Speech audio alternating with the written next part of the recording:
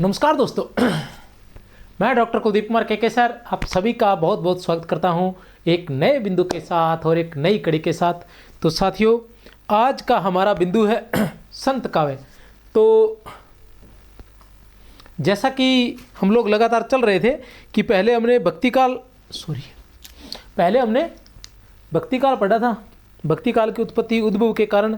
तो जैसा कि मैंने आपको बताया था कि भक्ति काल की हम बात करते हैं तो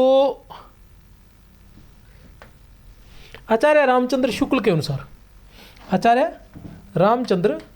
अनुसार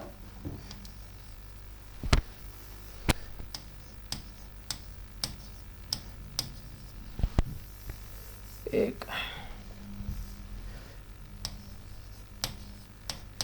भक्ति काल की अगर हम बात करते हैं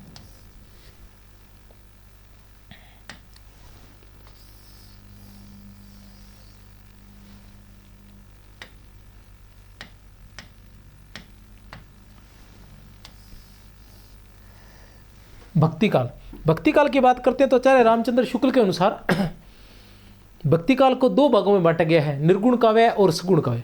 इसके बारे में मैं पहले आपको बता चुका हूं, लेकिन फिर भी मैं आपको बता देना चाहता हूं कि आज जो हम है संत काव्य की प्रवृत्तियों के उनको विशेष रूप से पढ़ने वाले हैं। प्रवृत्तियों की बात करें तो जो आजकल अवधारणात्मक प्रश्न जो आते हैं वो उन्हीं प्रवृत्तियों में से ही आते हैं, संगत असंगत पूछते हुए। आज तक जो हुआ था, कहने से तात्पर्य पिछली कुछ भर्तियों से पहले ऐसा एक परंपरा चली आ रही थी कि हम लोग क्या करते थे, तथ्यात्मक जानकारी याद किया करते थे। तो हमें उसी की आदत पड़ गई। अक्सर रचनाएं पूछी जाती थी या रचना काल पूछा जाता था या रचना का समय पूछा जाता था। इस तरह से मतलब लगातार एक तथ्यात्मक जानकारी होती थी और हम उसी को क्या रट्टा मार लेते थे। लेकिन अब अवधारणात्मक प्रश्न आने लगे, संगत असंगत वाले जो प्रश्न है वो आने लगे हैं। तो उनमें क्या रहता है कि अवधारणा को अगर आप करना चाहते हैं तो उससे आपको जो प्रवृत्तियां हैं, जो विशेषताएं हैं, उनके बारे में जो अन्य जानकारी है उसको समझना जरूरी होता है। उसको समझने के साथ साथ आपको उस पूरे काल को, ठीक है ना, समझना जरूरी हो जाता है। कहने से तात्पर्य यह है कि हम अगर बात करते हैं भक्ति काल की तो सबसे पहले तो हमने भक्ति काल को समझना जरूरी है। भक्ति काल के बारे में जितनी भी बातें हैं उनको हम अच्छे से पढ़ेंगे, क्योंकि उसमें क्या है कि अंदर जब जाते हैं, जैसे सूफी काव्य में जाते हैं, हम बात करते हैं कृष्ण काव्य की, हम राम काव्य की, हम निर्गुण काव्य की, संत काव्य की, या जो संत काव्य के अंतर्गत कुछ वीर रस से संबंधित रचनाएं लिखी गई उनसे संबंधित, तो ये अंदर जाकर थोड़ा सा अंतर आ जाता है उन सभी में। जैसे हम संत काव्य की बात करते हैं तो संत काव्य में हम क्या कहते हैं कि जैसे सदुकड़ी भाषा का, साधारणतः हमारे मन में ये आ जाता है कि सदुकड़ी भाषा का प्रयोग हुआ था, लेकिन सदुकड़ी के साथ साथ ब्रज भाषा का भी प्रयोग हुआ था, अवधि भाषा का भी प्रयोग हुआ था, ठीक है ना। और ब्रज भाषा का तो विशेष रूप से बहुत अच्छे तरीके से प्रयोग हुआ था, अच्छी रचनाएं लिखी गई थी। सुंदरदास जी जो एकमात्र संत काव्य के पढ़े लिखे कवि थे, उन्होंने शानदार रचनाएं लिखी थी। उसी तरह मलूक दास की बात करते तो उन्होंने अवधि भाषा में लिखी थी, ठीक है ना। तो इस तरह से क्या है कि बाहर से देखने में कुछ और लगता है, अंदर से और वो अवधारणाएं वहीं से सेट हो जाती है। तो हमने क्या करना होता है कि जैसे भक्ति काल पढ़ रहे हैं तो पहले हमने भक्ति काल को पढ़ना है, भक्ति काल के बारे में जितनी बातें उनको पढ़िए और फिर भक्ति काल की एक अवधारणा बना लीजिए कि भक्ति काल वास्तव में क्या है, किस किस प्रकार की इसमें प्रवृत्तियां थी, किन किन को हम इसके अंतर्गत पढ़ते हैं। फिर हम संत काव्य की बात करते हैं तो फिर हम संत काव्य को पढ़ते हैं तो उनकी जो प्रवृत्तियां हैं, उनकी जो विशेषताएं हैं, उनको हमने पढ़ना होता है और उनको पढ़ के अच्छे से क्लियर करना होता है, तभी हमारी अवधारणा बन पाती है। क्योंकि जो प्रवृत्तियां होती है उनको साधारणतः कुछ चीज़ें ऐसी होती है कि इन्होंने सदुकड़ी भाषा का प्रयोग किया था, इन्होंने खंडन मंडन किया था, इन्होंने मूर्ति पूजा का विरोध किया था, इन्होंने अवतारवाद का विरोध किया था, ठीक है ना।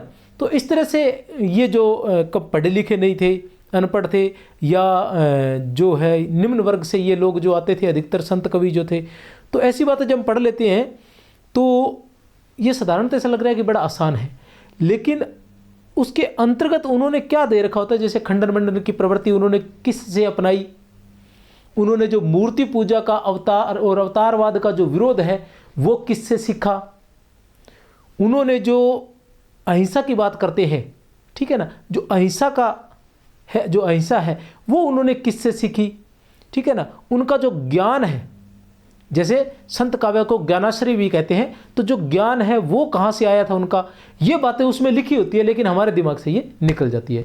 तो ये सारी बातें क्लियर होने के बाद ही हम उन अवधारणात्मक प्रश्नों को कर पाते हैं। और प्रश्नोत्तर जो है वो अवश्य करें, कितना भी पढ़ लें, जब तक प्रश्न नहीं करेंगे तब तक आपके फंडे क्लियर होने वाले नहीं है। तो आप प्रश्नों को अवश्य करें। चलते हैं आगे चलते हैं। तो मैं बताता हूँ कि जैसे भक्ति काल की हम बात करते हैं तो आचार्य रामचंद्र शुक्ल ने भक्ति काल को 2 भागों में बांटा था, जिसके बारे में हम कल पढ़ कर गए थे, लेकिन एक बार फिर आज से रिवाइज करवा देता हूँ मैं आप सभी को। 2 भागों में बांटा था। कौन कौन से जो 2 भाग थे? पहला भाग था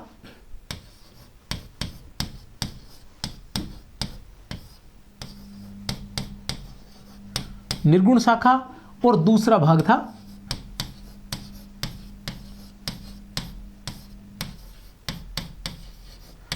सगुण शाखा। पहला भाग कौन सा है? पहले भाग की हम बात करते हैं तो पहला भाग है निर्गुण शाखा। पहला भाग कौन सा है?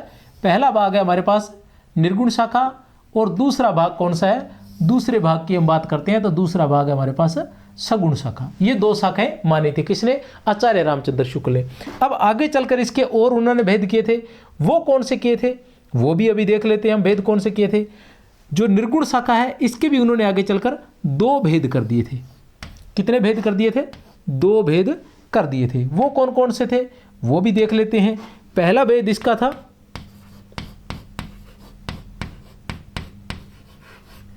ज्ञानाश्रयी शाखा और दूसरा भेद था इसका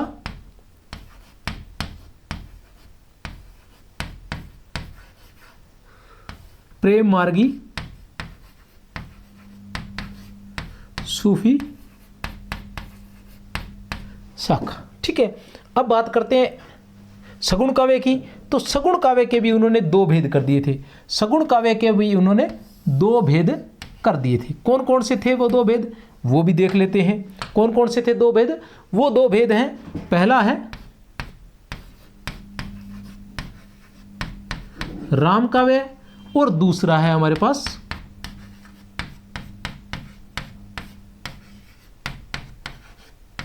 कृष्ण काव्य। दूसरा है हमारे पास कृष्ण काव्य। अब हम बात करते हैं ज्ञानाश्रयी शाखा की। तो इसका एक अन्य नाम था। ज्ञानाश्रयी शाखा के बात करते हैं तो इसके प्रमुख जो थे या इसके प्रवर्तक जो थे वो थे कबीर। प्रेमाश्रयी शाखा की बात करें तो इसमें प्रमुख रूप से अगर हम किसी को पढ़ते हैं तो वो है जायसी। राम काव्य में हम किसी को प्रमुख रूप से पढ़ते हैं तो वो तुलसीदास है। कृष्ण काव्य में हम किसी को पढ़ते हैं प्रमुख रूप से तो वो है सूरदास। ठीक है, अब हम आगे चलते हैं तो हम देखते हैं कि जो ज्ञानाश्रयी शाखा है इसके लिए, जो ये ज्ञानाश्रयी शाखा है इसके लिए एक नाम और था। वो नाम था संत काव्य। क्या नाम था? संत काव्य। तो ये संत काव्य नाम जो है ये किसने दिया था? बात करें संत काव्य नाम की, एक और नाम है संत काव्य। ये संत काव्य नाम किसने दिया था? तो ये संत काव्य नाम जो है ये दिया था डॉक्टर रामकुमार वर्मा ने। किसने दिया था? डॉक्टर रामकुमार वर्मा ने, जिनका हिंदी साहित्य का आलोचनात्मक इतिहास 1938 ईस्वी और 1693 ईस्वी कृष्ण काव्य तक लिखा गया है, जिसे 5 कालखंडों में विभाजित किया गया है और 6-7 प्रकरणों में बांटा गया है। कितने? 7 प्रकरणों में, बिल्कुल सही है, 7 प्रकरणों में जिसे बांटा गया है। जयसी की बात करते हैं प्रेम मार्गी शाखा। तो प्रेम मार्गी शाखा का एक नाम और दिया गया था। प्रेम मार्गी शाखा का जो है एक नाम और दिया गया था। वो क्या नाम था? वो नाम था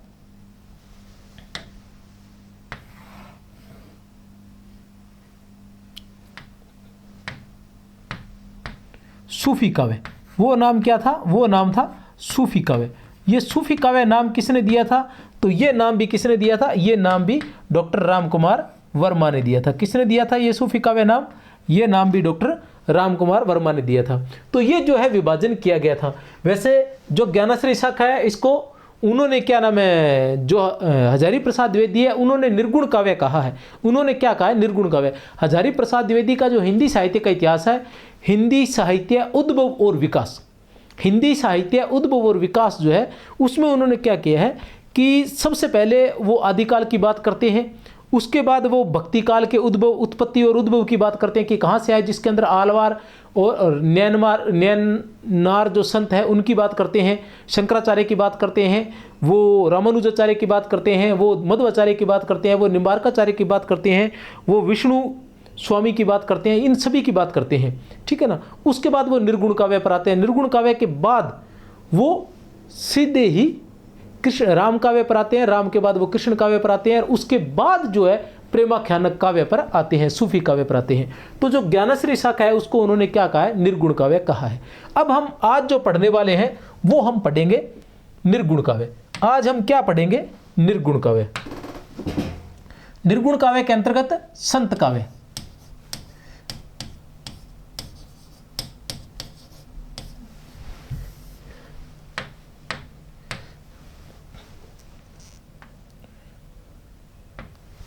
संत काव्य।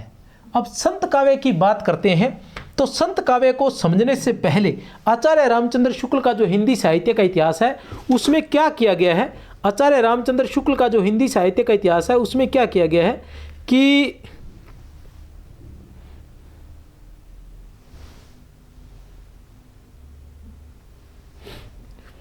आचार्य रामचंद्र शुक्ल का जो हिंदी साहित्य का इतिहास है उसमें क्या किया गया है कि संत काव्य को, या हम कहें कि कबीर को समझने से पहले, जो निर्गुण काव्य है उसको समझने से पहले उसमें कुछ बातें जोड़ी गई हैं, ठीक है ना।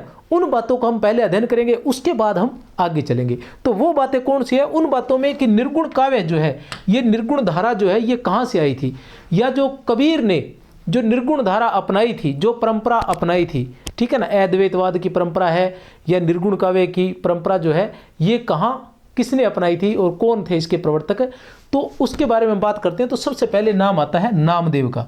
किसका नाम आता है, नामदेव का।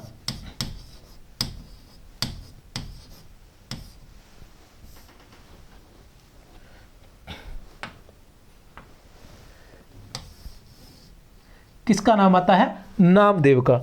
नामदेव महाराष्ट्र के संत थे। कहाँ के संत थे, महाराष्ट्र के संत थे। 1267 ईस्वी में इनका जन्म हुआ था और ये जाति से दर्जी थे। इनके बारे में मैं इसलिए बताना चाहता हूं कि जिस संत काव्य को जन जन जानता है या जन जन तक कबीर ने पहुंचाया था, उसका कहीं न कहीं श्रेय जो है वो नामदेव को जाता है। हालांकि निर्दिष्ट प्रवर्तक कौन कहते हैं, जो आचार्य रामचंद्र शुक्ल है वो निर्दिष्ट प्रवर्तक जो कहते हैं वो कबीर को कहते हैं, लेकिन आचार्य रामचंद्र शुक्ल ये भी कहते हैं कि इस परंपरा का प्रारंभ करने वाले जो थे, ठीक है ना, इसको प्रचलित करने वाले थे प्रारंभ में, वो नामदेव ही थे। और बार बार जो है कबीर ने भी नामदेव का नाम लिया है, कबीर ने भी नामदेव का नाम ही लिया है। तो नामदेव कौन थे, इसलिए महाराष्ट्र के संत थे ये, उनके बारे में जानना जरूरी है। उसके बाद हम कबीर के बारे में या संत काव्य के बारे में जाने। नामदेव की बात करते हैं तो नामदेव क्या थे, जन्म कब हुआ था इनका, जन्म की अगर हम बात करते हैं तो इनका जन्म हुआ था 1267 ईस्वी में, ठीक है ना। कहाँ हुआ था, महाराष्ट्र में। कहाँ हुआ था इनका जन्म, महाराष्ट्र में इनका जन्म हुआ था। 2 नंबर पर हम बात करते हैं जाति की, तो ये जाति से क्या थे, ये जाति से दर्जी थे। क्या थे, जाति से ये दर्जी थे। इनके बारे में ऐसा कहा जाता है कि इन्होंने मराठी भाषा में अभंगों की रचना की थी। क्या कहा जाता है, रचना की बात करें, रचना की हम बात करते हैं या भाषा की बात करते हैं तो क्या है, कई बातें निकल कर आती है। सबसे पहली बात तो यह है कि मराठी भाषा में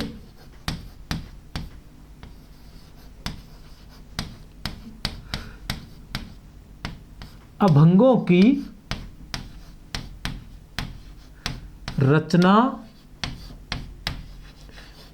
की थी। मराठी भाषा में अभंगों की रचना की थी। यह बहुत ही प्रसिद्ध है, बहुत बार पूछा जा चुका है। दूसरी बात यह है कि इन्होंने निर्गुण व सगुण दोनों प्रकार की रचनाएं की थी। कहने से तात्पर्य यह है कि इन्होंने क्या किया था, निर्गुण काव्य से संबंधित भी लिखा था और सगुण काव्य से संबंधित भी लिखा था। ऐसा कहा जाता है कि ये क्या थे, ये पंढरपुर के विठोबा, विठोबा अर्थात विष्णु भगवान को ही कहा जाता है कि पंढरपुर के विठोबा के मंदिर में नित्य सेवक थे। कहने से तात्पर्य है कि रोजाना उसकी सेवा किया करते थे। लेकिन एक बार इनको ज्ञानदेव मिल गए थे तो वो ज्ञानदेव के रास्ते पर चल पड़े थे। वो भी बात बताते हैं, पहले शिक्षा से, ये भाषा से संबंधित बात कर लेते हैं। निर्गुण व सगुण दोनों प्रकार की रचना की थी। अब हम बात करते हैं निर्गुण जो रचनाएं हैं इनकी, निर्गुण रचनाएं जो है उनको, उनका क्या है, उनकी जो भाषा है, निर्गुण रचनाएं किस भाषा में है, निर्गुण रचनाएं हम बात करते हैं तो इनकी निर्गुण रचनाएं जो है वो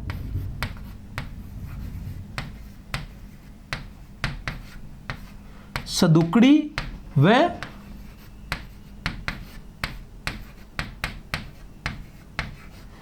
खड़ी बोली में है। ठीक है ना, निर्गुण रचनाएं सदुकड़ी व खड़ी बोली में है। अब बात करते हैं इनकी सगुण रचनाएं।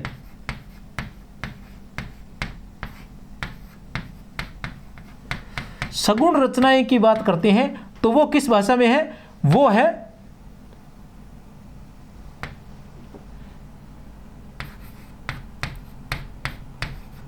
ब्रज व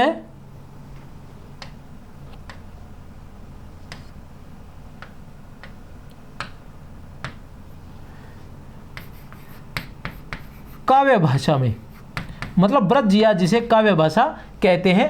ठीक है ना, सदुकड़ी या खड़ी बोली में, सदुकड़ी या व खड़ी बोली में, ब्रज व काव्य भाषा में इनकी जो है सगुण रचनाएं हैं वो इस प्रकार की है। चलते हैं आगे, बात करते हैं किसके बारे में, बात करते हैं हम नामदेव के बारे में। तो ये क्या थे, पंढरपुर,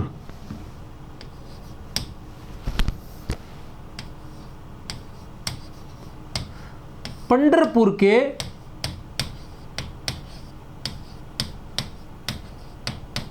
विठोबा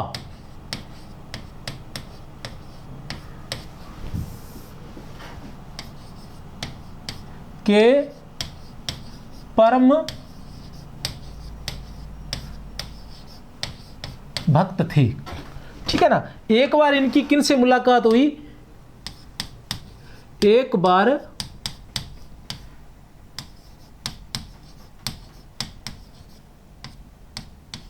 नाथपंथी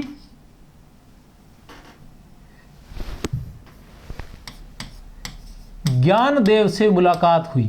किसे, नाथपंथी ज्ञानदेव से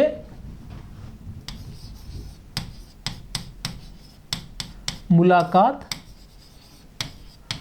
हुई। अब ज्ञानदेव से मुलाकात हुई तो ज्ञानदेव के साथ ये यात्रा पर निकल गए। क्या हुआ, ज्ञानदेव के साथ यात्रा पर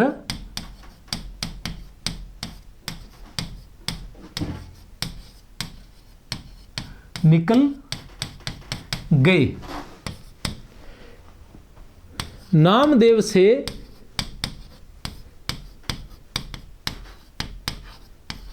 विठोबा भगवान, नामदेव से विठोबा भगवान का वियोग सहन नहीं हुआ। विठोबा भगवान का वियोग सहन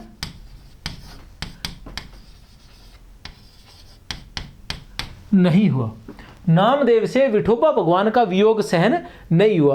अब जब नामदेव से विठोबा भगवान का जो है वियोग सहन नहीं हुआ, तब ज्ञानदेव ने इन्हें क्या कहा, तब ज्ञानदेव ने इन्हें कहा कि तुम्हें अभी और अधिक ज्ञान की आवश्यकता है, कि ईश्वर जो है वो किसी एक ही जगह निवास नहीं करता है, वो सर्वत्र जो है व्याप्त है या विद्यमान है, वो कण कण में विद्यमान है। तो ज्ञानदेव जो है वो नामदेव से कहते हैं कि गुरु बिनु ज्ञान न होई, कि गुरु के बिना ज्ञान की प्राप्ति नहीं होती है। अतः तुम्हें कोई न कोई गुरु, किसी को गुरु अवश्य बनाना चाहिए। क्योंकि जब वो सगुण भक्ति कर रहे थे, पंढरपुर के विठोबा की भक्ति कर रहे थे, तो वो उन्होंने किसी को गुरु नहीं बनाया था, उनकी स्वाभाविक मनोवृत्ति के कारण ही वो उस पूजा पाठ में लग गए थे। अब ऐसा होता है कि एक बार क्या हुआ कि जो नामदेव है उनके पास उनके जो विष्णु भगवान है या पंढरपुर के विठोबा भगवान जो है वो किसी मुसलमान फ़कीर का रूप धारण कर कर भी आते हैं, लेकिन वो उसको पहचान नहीं पाते हैं। फिर वो गुरु की तलाश में निकल जाते हैं और ऐसा कहते हैं कि शिव के नागनाथ नामक स्थान पर, शिव के नागनाथ नामक स्थान पर एक जगह उन्हें विठोबा मिलते हैं और वो विशोबा नाम से नाम है, तो उन्हें अपना गुरु बनाते हैं। विशोबा खेचर या जिन्हें खेचर नाथ के नाम से भी जाना जाता है, उनको वो अपना गुरु बनाते हैं। बात करते हैं नामदेव के, तो नामदेव के जो गुरु थे, नामदेव के जो गुरु थे वो थे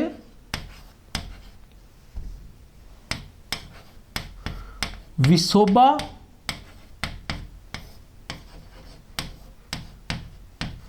खेचर या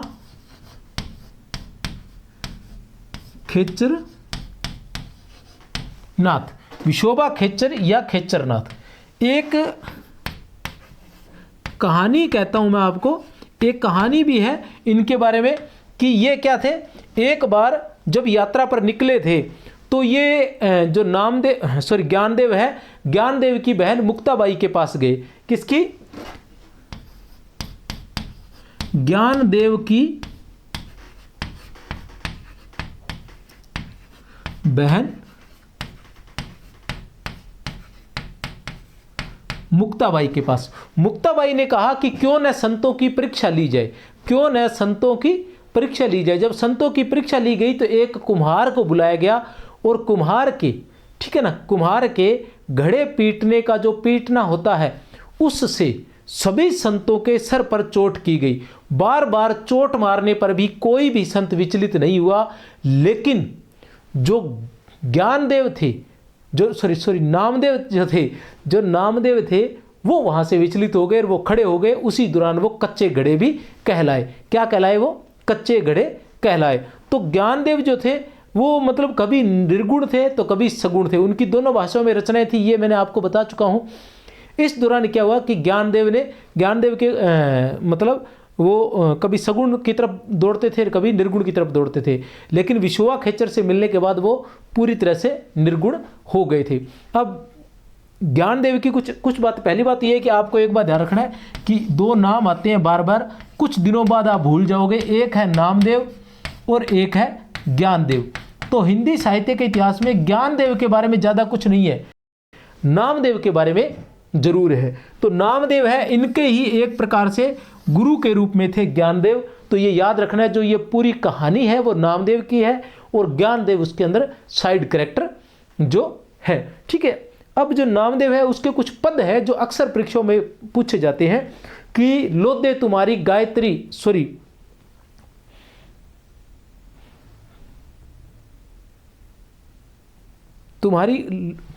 पांडे तुम्हारी गायत्री लोदे का खेत खाती थी, पांडे तुम्हारी गायत्री लोदे का गीत गाती थी, ठीक है ना। एक पद और है कि माई न होता बाप न होता कर्म न होता काया, माई न होती बाप न होता कर्म न होता काया, हम नहीं होते तुम नहीं होते कौन कहाँ ते आया, ठीक है ना। और एक और मस्जिद से संबंधित भी है, ये मूर्ति पूजा से संबंधित इनके पद है। तो काफ़ी सारे पद हैं जिनके बारे में आपको ध्यान होना चाहिए, उसको हम विस्तार से पढ़ लेंगे। तो आचार्य शुक्ल कहते हैं कि यहीं से ही मैं प्रॉपर रूप से आपको बता दूं पढ़कर कि किस तरह से जो है आचार्य शुक्ल जो है इसके बारे में क्या लिखते हैं। आचार्य शुक्ल लिखते हैं नामदेव जी के बारे में,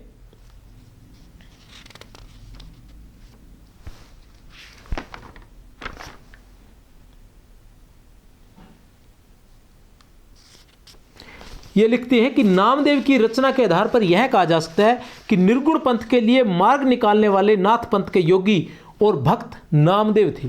ये अच्छे से आप रट्टा मार ले इसके कि निर्गुण पंथ के लिए, बहुत ही महत्वपूर्ण पंक्ति है ये, किसकी है?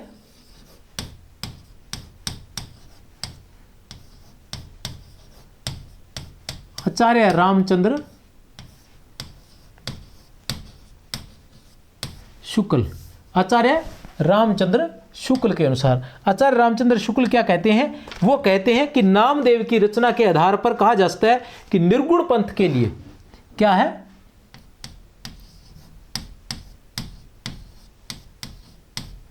निर्गुण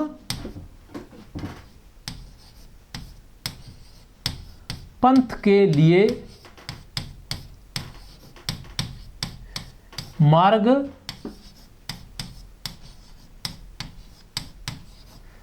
निकालने वाले, ठीक है ना, निर्गुण पंथ के लिए मार्ग निकालने वाले नाथ पंथ के योगी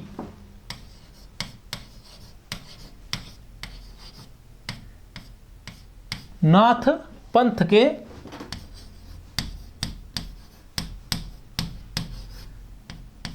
योगी, निर्गुण पंथ के लिए, निर्गुण पंथ के लिए मार्ग निकालने वाले नाथ पंथ के योगी और भक्त नामदेव थे।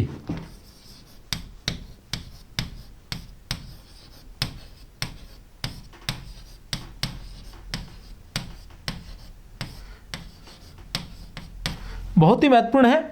इस पंक्ति को अच्छे से आपने ध्यान में रखना है कि आचार्य रामचंद्र शुक्ल के अनुसार निर्गुण पंथ के लिए मार्ग निकालने वाले नाथ पंथ के योगी और भक्त नामदेव थे। निर्गुण पंथ के लिए मार्ग निकालने वाले, निर्गुण पंथ के लिए मार्ग निकालने वाले कौन थे? तो मार्ग निकालने वाले थे नामदेव। निर्गुण पंथ के लिए मार्ग निकालने वाले, निर्गुण पंथ के लिए मार्ग निकालने वाले कौन थे? नामदेव। और ये कौन थे? नाथ पंथ के योगी थे। ये भी ध्यान रख लेना, क्या थे? नाथ पंथ के योगी थे, ठीक है ना, नाथ पंथ के योगी थे और भक्त भी थे। दो नाम क्यों लिए? क्योंकि ये निर्गुण भी थे और ये सगुण भी थे। ये निर्गुण भी थे और सगुण भी थे। नाथ पंथ के योगी क्योंकि इनके गुरु जो थे वो खेचरनाथ थे। तो ये दोनों बातें आपने ध्यान में रखनी है कि ये नाथ पंथ के योगी भी थे और भक्त भी थे। ये दोनों बातें आपने याद रखनी है। इसके अलावा आचार्य शुक्ल यहाँ एक बात और क्लियर कर देना चाहते हैं, क्योंकि इस प्रकार का वाक्य पढ़ने से हम कभी सोच ले कि निर्गुण काव्य के प्रवर्तक जो है वो नामदेव है, तो वो नहीं है। वो लिखते हैं कि निर्गुण काव्य के, जहाँ तक पता है, आगे वो लिखते हैं, क्या लिखते हैं आगे कि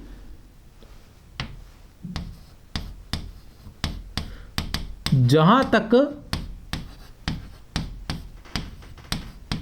पता है निर्गुण काव्य के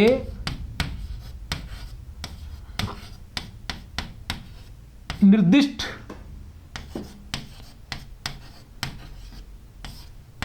प्रवर्तक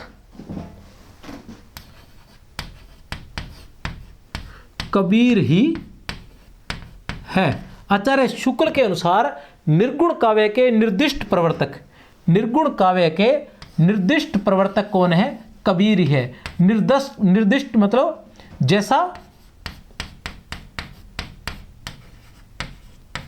कहा जाता है या जैसा निर्देश है, ठीक है ना, या जैसा कहा जाता है। निर्दिष्ट का मतलब होता है, तो जहां तक पता है निर्गुण काव्य के अनुसार, निर्गुण काव्य के जो प्रवर्तक हैं वो कबीर ही माने जाते हैं। आगे कुछ बातें लिखते हैं, वो आगे कुछ बातें लिखते हैं, उसके अंदर वो कहते हैं कि जहां तक पता चलता है निर्गुण मार्ग के निर्दिष्ट प्रवर्तक कबीरदास ही थे, जिन्होंने एक और तो स्वामी रामानंद जी के शिष्य होकर भारतीय अद्वैतवाद की कुछ स्थूल बातें ग्रहण की और दूसरी ओर योगियों और सूफी फकीरों के संस्कार प्राप्त किए। योगियों और सूफी फकीरों के संस्कार प्राप्त किए। वैष्णवों से उन्होंने अहिंसावाद और प्रपत्तिवाद लिए। इसी के साथ उनका तथा निर्गुणवाद वाले दूसरे संतों के वचनों में कहीं भारतीय अद्वैतवाद की झलक मिलती है, कहीं योगियों के नाड़ी चक्र की, कहीं सूफियों के प्रेम तत्व की, कहीं पैगंबरी कट्टर खुदावाद की और कहीं अहिंसावाद की। अतः तात्विक दृष्टि से न तो हम इन्हें पूरे अद्वैतवादी कह सकते हैं और न एकेश्वरवादी, ठीक है ना। दोनों का मिला जुला भाव इनकी वाणी में मिलता है। इनका लक्ष्य एक ऐसी सामान्य भक्ति पद्धति का प्रचार था जिसमें हिंदू और मुसलमान दोनों योग दे सके और भेदभाव का कुछ परिहार हो।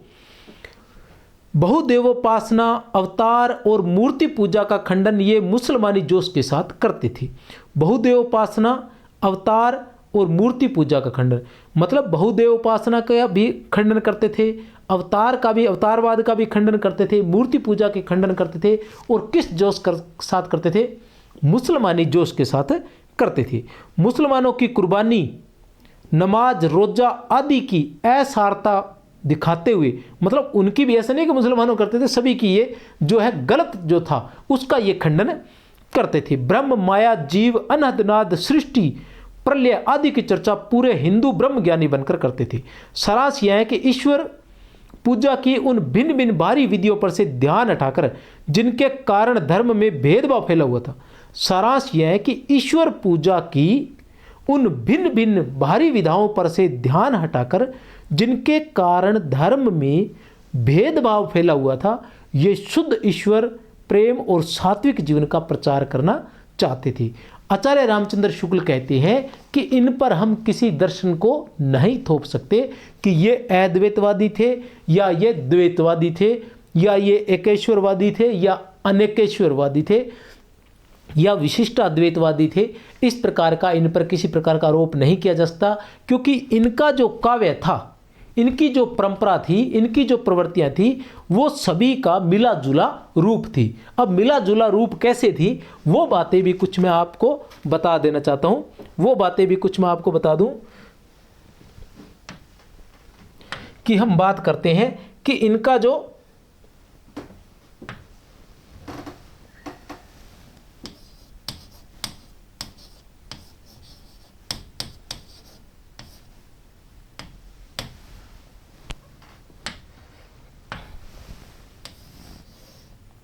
संत कवि, जो संत कवि थे, उन्होंने कहां से क्या क्या कुछ लिया था, ग्रहण किया था, उस पर बात करते हैं। उस पर बात करते हैं तो हम देखते हैं, सबसे पहले हमारे पास आता है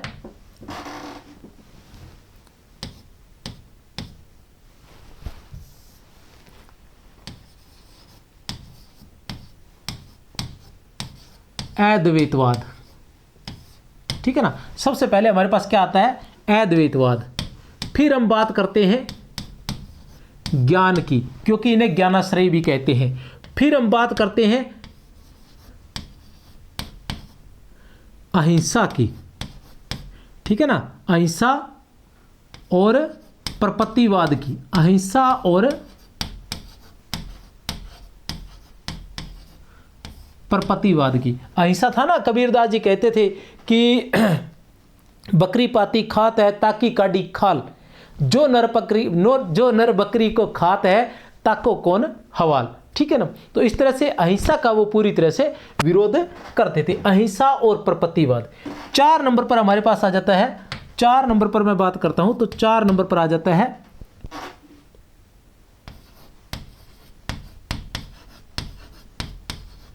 रहस्यवाद। 4 नंबर पर हमारे पास आ जाता है रहस्यवाद। 5 नंबर पर हमारे पास आ जाता है साधनात्मक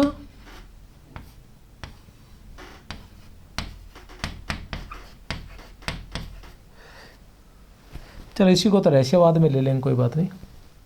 ठीक है ना, रहस्यवाद। 5 नंबर पर हमारे पास आ जाता है अद्वैतवाद, ज्ञान, अहिंसा, प्रपत्तिवाद, रहस्यवाद। और 5 नंबर पर हमारे पास आ जाता है संस्कृति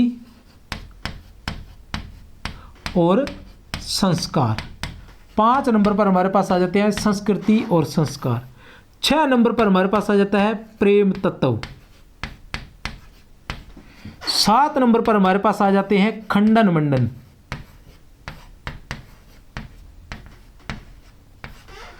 8 नंबर पर हमारे पास आ जाते हैं योग साधना।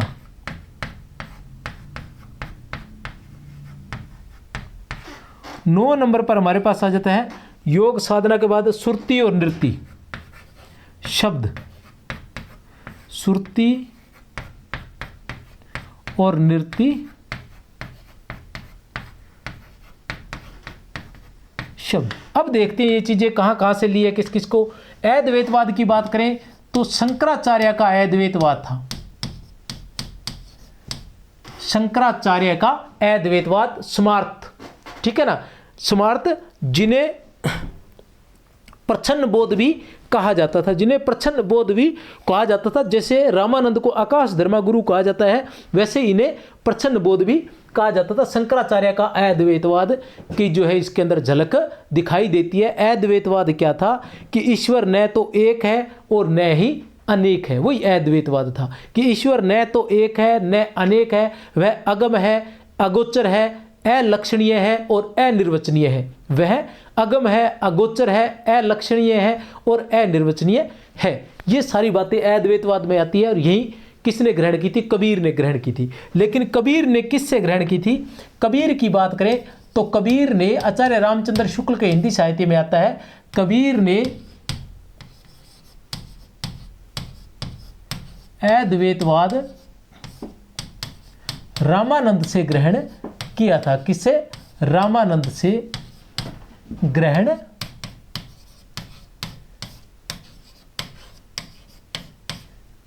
किया। अब ज्ञान की बात करते हैं तो ज्ञान किससे प्राप्त किया? ज्ञान उन्होंने प्राप्त किया वेदांत से, ठीक है ना। अहिंसा और प्रपत्ति की बात करें तो ये वैष्णव धर्म से, अहिंसा और प्रपत्तिवाद जो है ये वैष्णव धर्म से उन्होंने ग्रहण किया था। अर्थात संत काव्य जो था सभी विचारधाराओं का मिला जुला रूप था। इसके पीछे कारण भी एक था, क्योंकि उत्तर भारत में जो परंपरा चली थी वो रामानंद की परंपरा थी। उत्तर भारत में जो परंपरा चली थी वो रामानंद की परंपरा थी। रामानंद के 12 शिष्य थे, रामानंद के 12 शिष्य थे। उन्हीं 12 शिष्यों में आपको ध्यान हो तो कबीरदास जी आ जाते हैं, एक शिष्य तो, और उन्हीं में एक शिष्य आते हैं नरहरियानंद। उनकी परंपरा में तुलसीदास हुए थे आगे चलकर, और इन्हीं 12 शिष्यों में एक सुरसरानंद आते हैं। तो उन्हीं की परंपरा में आगे चलकर कौन होते? सुरसरानंद की परंपरा में आगे चलकर ऐसा माना जाता है कि रैदास, दादू और जो है रज्जब हुए थे। दादू और रज्जब उसी परंपरा में चलकर हुए थे, सुंदरदास भी। और एक आते हैं क्या नाम बोलते हैं उनको, अनंतदास। तो अनंतदास की परंपरा में ही कृष्णदास प्यारी हुए थे, उसी परंपरा में अग्रदास हुए थे, उसी परंपरा में नाभादास हुए थे, उसी परंपरा में प्रियादास हुए थे। ये कुछ सगुण थे, कुछ निर्गुण थे। तो इस तरह से ये जो है सिस्टम, ये कुछ मिला जुला रूप था इनका निर्गुण काव्य का। क्योंकि रामानंद से इन्होंने एक नाम प्राप्त किया था जिसका नाम था राम। राम नाम प्राप्त किया था। और राम का क्या था कि कुछ लोगों ने सगुण राम माना, दशरथ सुत माना कुछ ने, और कुछ ने उसको दशरथ सुत नहीं माना, ठीक है। अब चलते हैं रहस्यवाद। रहस्यवाद की बात करें तो रहस्यवाद जो है 2 प्रकार का रहस्यवाद इन्होंने प्राप्त किया था। एक था साधनात्मक रहस्यवाद, साधनात्मक रहस्यवाद, साधनात्मक रहस्यवाद, और एक था भावात्मक रहस्यवाद, एक था भावात्मक रहस्यवाद। अब मैं साधनात्मक रहस्यवाद की बात करूं तो ये इन्होंने लिया था नाथों से, ठीक है ना। भावात्मक रहस्यवाद की बात करें तो ये इन्होंने लिया था सूफियों से। और इनकी जो साधना पद्धति थी वो भी नाथों के अनुकूल थी। संस्कृति और संस्कार की बात करें, संस्कृति और संस्कार की बात करें तो ये भी इन्होंने किससे लिए थे? सूफियों से। किससे लिए थे? सूफियों से। फिर बात करते हैं प्रेम तत्व की तो ये भी किससे था? सूफियों से। प्रेम तत्व भी सूफियों से ही लिया गया था। खंडन मंडन की बात करते हैं तो खंडन मंडन का जो था वो सिद्धों से लिया गया था। खंडन मंडन की जो प्रवृत्ति है वो सिद्धों की देन है। और योग साधना की बात करें तो ये नाथों से प्राप्त, ठीक है ना। सुरती और नृत्य जो शब्द है ये बौद्ध सिद्धों से प्राप्त किए थे।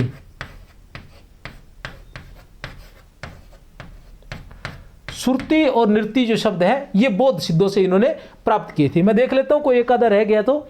और हाँ, मूर्ति पूजा तथा अवतारवाद और एकेश्वरवाद यही लिख देता हूं। 9 नंबर, 10 नंबर। 10 नंबर क्या है हमारे पास?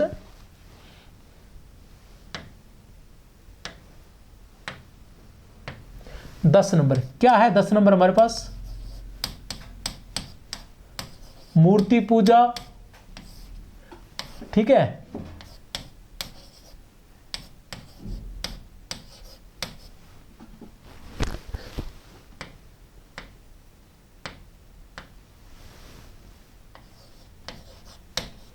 एकेश्वरवाद,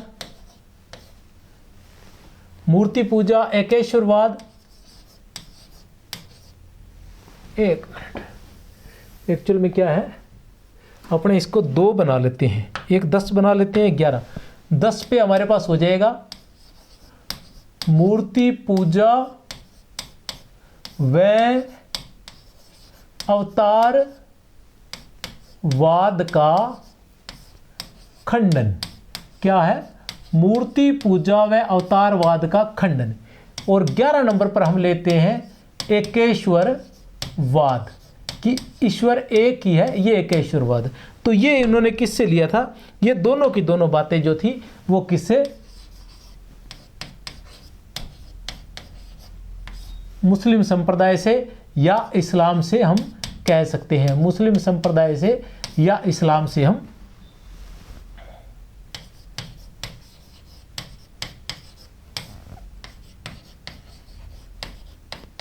या इस्लाम से ये सारी बातें इन्होंने ग्रहण की थी। इसके अलावा देख लेते हैं कोई और कोई चीजें। तो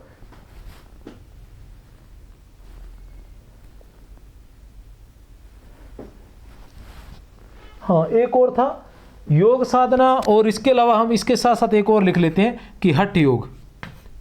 हठ योग भी इन्होंने किससे लिया था? संतों की बात करें तो संतों ने किससे लिया था? नाथों से जो है हठ योग प्राप्त इन्होंने किया था।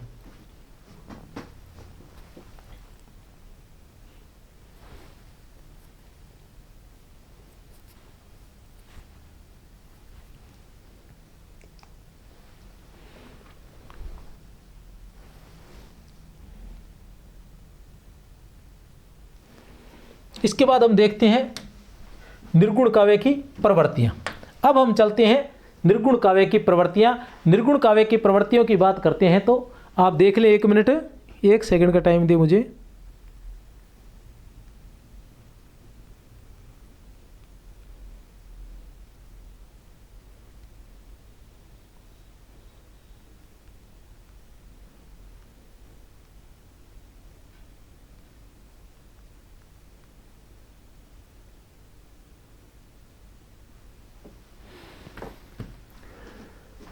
भक्ति आंदोलन को चलते हैं आगे, ये पढ़ लिया हमने।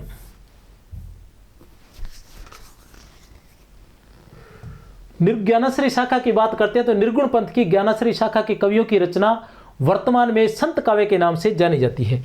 किस नाम से जानी जाती है? संत काव्य के नाम से, ठीक है ना, संबोधित की जाती है। संत जो शब्द है, संत शब्द का अर्थ महात्मा, सज्जन पुरुष, त्यागी, सिद्ध, भक्त आदि प्रचलित है। संत शब्द का अर्थ महात्मा, सज्जन पुरुष, त्यागी, सिद्ध, भक्त आदि प्रचलित है। किंतु अब पूर्व मध्य काल के निर्गुण पंथ के ज्ञानाश्रय शाखा, निर्गुण पंथ की ज्ञानाश्रय शाखा के लिए, ज्ञानाश्रय शाखा के कवियों को संत कवि कहा जाता है और उनकी रचनाएं संत काव्य के नाम से जानी जाती है। मतलब ये संत कवियों के लिए संत शब्द जो है, वैसे तो सभी के लिए, जो सज्जन पुरुष है, जो ज्ञानी है, ठीक है ना, तो उन सभी के लिए इस प्रकार का मतलब प्रयोग किया जाता है। संत जो है उन सभी के लिए संत शब्द का प्रयोग किया जाता है। लेकिन ये जो संत शब्द है ये अब किसके लिए रूढ़ हो गया है? ये उनके लिए जो निर्गुण काव्य की जो ज्ञानाश्रय शाखा थी उसके लिए ये रूढ़ हो गया है। इन संत कवियों को उनके नाम के साथ साहब जोड़कर बोला जाता था। संतों को सभी के आगे साहब बोलकर बोला जाता था कि कबीर साहब, पलटू साहब, रिदा साहब, इस तरह से। संत शब्द की व्युत्पत्ति से संबंधित कुछ मत है, वो भी हम देख लेते हैं। संत शब्द की व्युत्पत्ति से संबंधित क्या मत है कि संत शब्द की व्युत्पत्ति तथा अर्थ के संबंध में विद्वान एक मत नहीं है। डॉक्टर पीताम्बर दत्त बर्थवाल क्या कहते हैं कि शांत शब्द से संत की उत्पत्ति मानते हैं और इसे निवृत्ति तथा वैराग्य का सूचक मानते हैं। शांत शब्द से संत की उत्पत्ति किससे मानते हैं? डॉक्टर पीताम्बर दत्त बर्थवाल जो है वो संत शब्द की उत्पत्ति शांत से मानते हैं। किससे? शांत से। क्या बात कर रहे हैं? संत शब्द की व्युत्पत्ति, संत शब्द की व्युत्पत्ति पीताम्बर दत्त बर्थवाल किससे मानते हैं? शांत से। पंडित परशुराम चतुर्वेदी सत्य स्वरूप परम तत्व, सत्य स्वरूप का ही अर्थ मानते हैं। तो क्या मानते हैं? सत्य स्वरूप। या सत्य से ही संत की उत्पत्ति मानते हैं कौन? पंडित परशुराम चतुर्वेदी। संत उसे मानते हैं जिसने सत्य स्वरूप परम तत्व की अनुभूति प्राप्त करके अपने आप को साधारण व्यक्ति से ऊपर उठा लिया है। आचार्य विजय मोहन, आचार्य विजय मोहन, इस विजय मोहन की जगह आप अगर क्षिति मोहन भी आए तो भी आप कर लेना, दोनों याद रख लेना। वह व्यक्ति संत है जो आत्मोन्नति सहित परमात्मा के मिलन भाव को साध्य मानकर लोक कल्याण की कामना करता है। आचार्य शुक्ल ने कबीर, नानक, दादू आदि संतों के द्वारा प्रवर्तित और विकसित भक्ति मार्ग की निर्गुण भक्ति को ज्ञानाश्रय शाखा के अंतर्गत माना है। इस ज्ञानाश्रय शाखा को आचार्य हजारी प्रसाद द्विवेदी ने इस ज्ञानाश्रय शाखा